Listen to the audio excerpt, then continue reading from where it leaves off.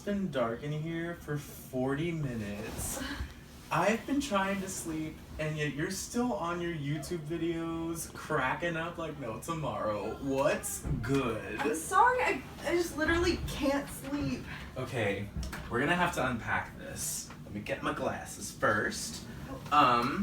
So in my sleep and dreams class, we've been covering different ways that you can improve your sleep hygiene, or things that you do before you fall asleep in order to fall asleep faster, let's say.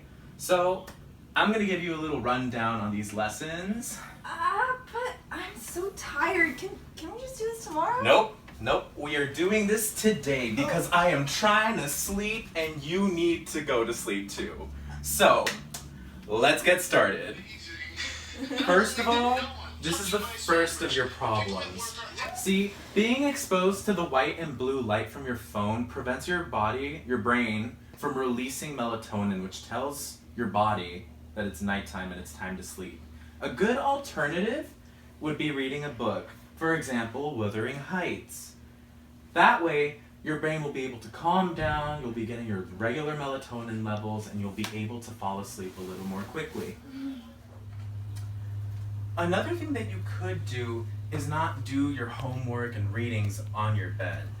For example, studies have shown that if you work on a desk or elsewhere other than your room, or especially your resting place, you'll be able to fall asleep more quickly and more effectively. So, over time, as you practice these things that you can do to improve your sleep, it should be a lot more easier to fall asleep more quickly, as long as you keep them separate. Another thing you could do is not listen to music that will definitely ramp you up and make you hyped or energize you. Another thing you could do is listen to some very relaxing music to create a very relaxed, peaceful place so that you can be able to fall asleep a lot more quickly and easily. No! Alan, that was $4.95! $4.95 is what's keeping you awake. Caffeine counteracts the effects of adenosine, which is the chemical that tells your brain that it's time to fall asleep. This is why you need to reduce your caffeine intake throughout the day in order for you to fall asleep more easily at night. You got that? I do.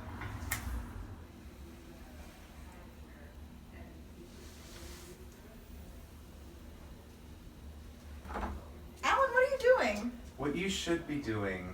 I do this every night before I go to sleep. It helps relax your muscles, it helps prepare your body for bed, and it's routines like these, when done every day, that will keep telling your body, yo, you're about to go to bed.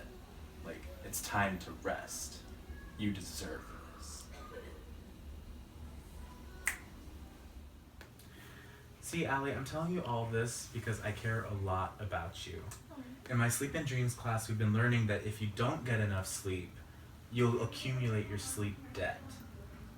What's sleep debt?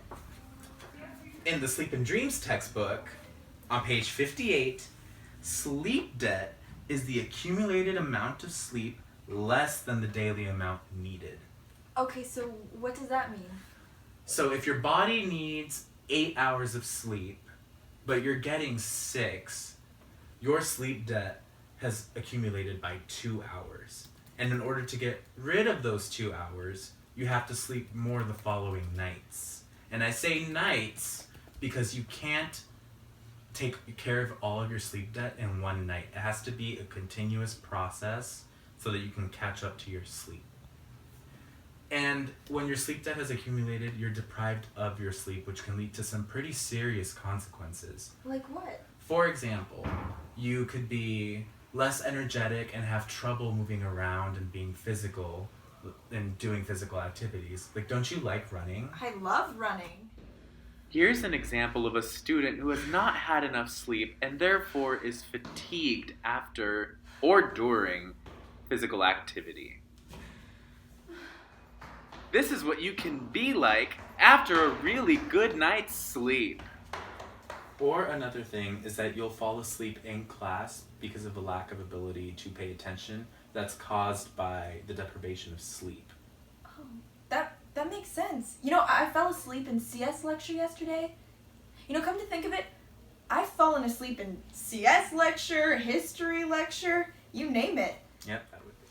Today we're going to be talking about the importance of what to include in a PowerPoint presentation. For example, you should not include sound clips that will distract the presenters from presenting their information. With proper sleep hygiene, you can be energetic throughout the day.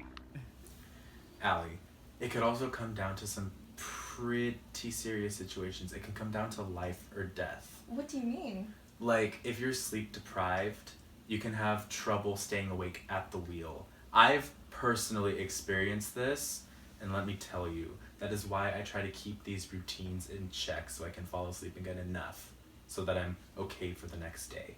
That must be scary. Oh yeah, it was pretty scary. Look at me driving after a good night's sleep. I'm so attentive and happy.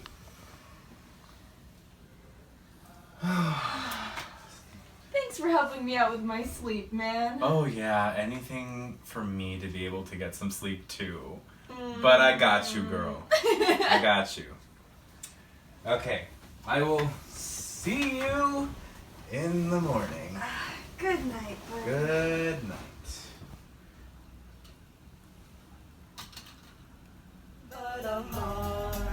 Hey everyone, thank you so much for watching the video. We're glad you hopefully enjoyed it.